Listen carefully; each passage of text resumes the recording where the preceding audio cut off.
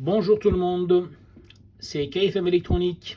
Aujourd'hui, je vous propose la deuxième vidéo concernant le capteur d'humidité. J'avais déjà fait la semaine dernière une vidéo comment fabriquer un capteur d'humidité tout simplement avec un morceau de bois. Voici que je réutilise. Aujourd'hui par contre, nous aurons donc la possibilité de voir exactement à 1% près l'humidité ambiante. Et en plus de ça, j'ai donc développé le montage électronique et j'ai rajouté un comparateur. Après avoir bien sûr traité le signal au préalable et ajusté pour que cela affiche exactement l'humidité ambiante. Aujourd'hui, à 19 h à Lyon, on me donne 42% d'humidité. Donc ici j'ai 42,8. Je peux ajuster le point de départ comme je veux avec ce potentiomètre. Voilà, 42% pile, 4,2 volts à peu près. Donc chaque volt correspond à peu près 10% d'humidité. Donc voilà, nous sommes à 42% d'humidité à peu près, hein, donc réglé. Et en plus, avec ce deuxième voltmètre qui me donne l'humidité que je désirerais obtenir dans mon environnement. Alors, avec ce montage, on pourra asservir un système de brumisateur, un système de vaporisation pour obtenir de l'humidité souhaitée. C'est-à-dire qu'on verra directement l'humidité affichée ici sur ce voltmètre. Une fois que celui-là va atteindre la consigne, on va donc arrêter l'asservissement et cela va recommencer un nouveau cycle de brumisation lorsque l'humidité ambiante tombera en dessous de l'humidité désirée. Pour l'instant, j'ai mis l'humidité désirée moins que l'humidité ambiante. C'est normal que mon système d'asservissement n'est pas encore en action. Voilà, par exemple, regardez, je vais souffler à peine avec ma bouche. Vous allez voir l'humidité ambiante qui va augmenter, grimper tout de suite rapidement. Et lorsque j'aurai 100%, cela veut dire que la surface du bois, donc du capteur, est complètement humide. Bien sûr, je ne vais pas arriver jusqu'à là, mais je vais vous montrer que c'est très sensible. Regardez.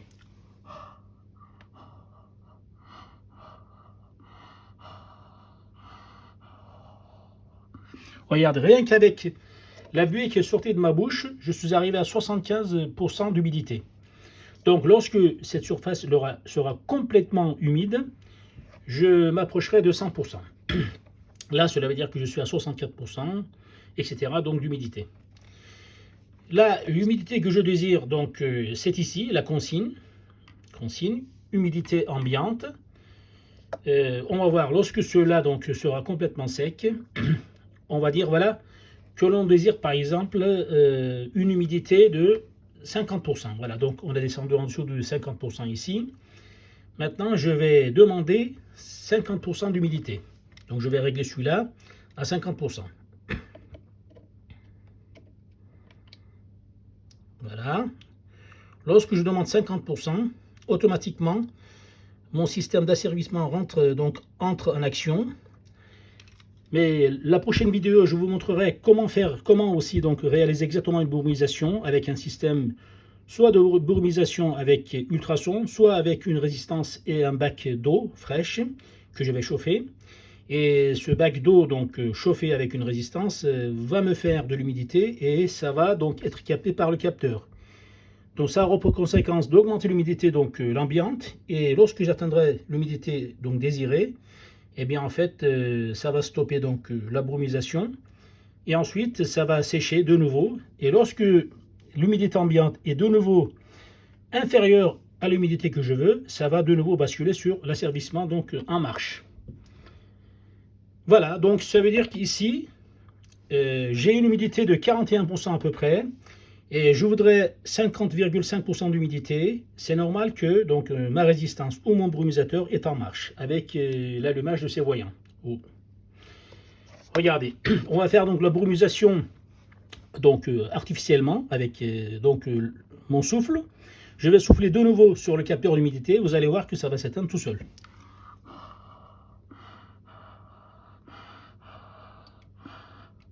Voilà, je suis arrivé à 75% et l'asservissement est arrêté. Je ne chauffe plus la résistance, plus de vapeur. Donc maintenant, j'attends que ça tombe en dessous du seuil désiré. Vous allez voir, automatiquement, ça va basculer de nouveau sur donc, la mise en marche de mon système de brumisation.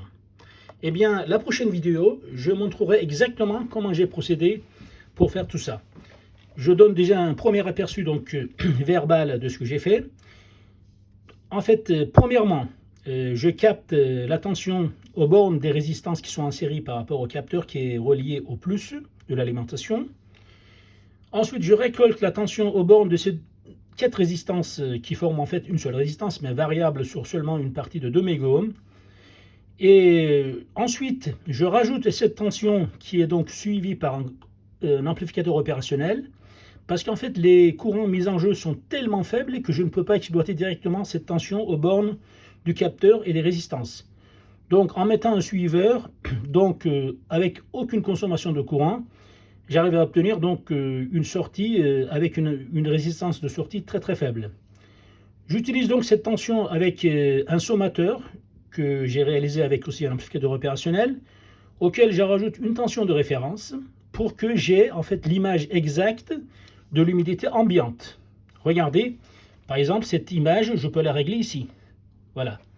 Donc on me dit que j'ai à 42% autour de moi, donc qu'est-ce que je fais? Je prends donc le réglage de telle sorte, j'ajoute une tension de référence, une tension en fait à la tension récoltée avec le capteur, de façon à ce que l'humidité affichée donne exactement l'humidité ambiante. C'est à peu près 42% aujourd'hui à Lyon.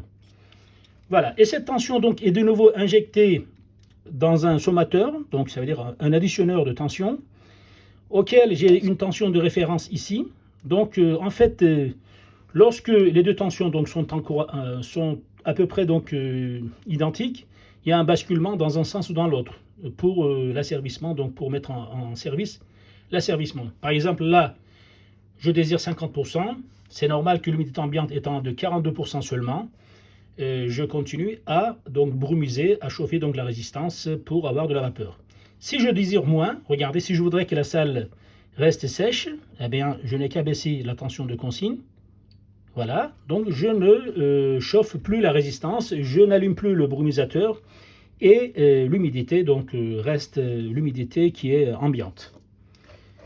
La prochaine fois donc vous aurez les schémas ainsi que toute l'explication et les résistances mises en jeu donc par l'utilisation d'un morceau de bois. Je peux vous dire que c'est plusieurs dizaines de mégaohms, c'est même pas possible de mesurer avec un ohmmètre classique. Par exemple, cet ohmmètre où j'ai 2000 kg de 2000 kOhms de mesure possible, eh bien je ne suis pas arrivé à mesurer la résistance du capteur.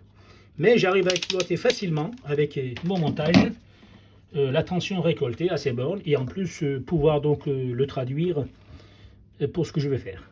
Bonne soirée, à bientôt.